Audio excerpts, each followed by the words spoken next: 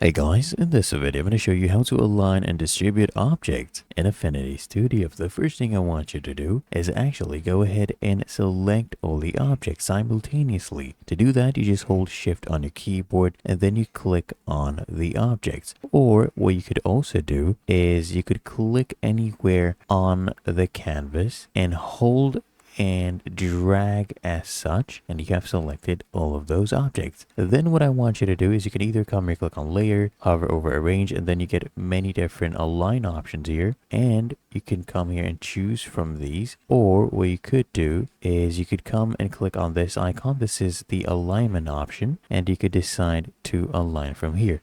So we have different options from align horizontally. As you can see, you can align these to the left. You can go ahead and do these as well. What I'll do, I'll just remove horizontal alignment options. Here under align vertically, what I'll do, I'll go ahead and select align middle.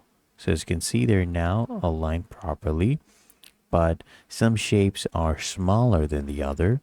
What you could do in this case, you could make them the same. We have width here, we have height as an example. So that is what I'll choose. And you could also decide to have a specific spacing if you want that as well.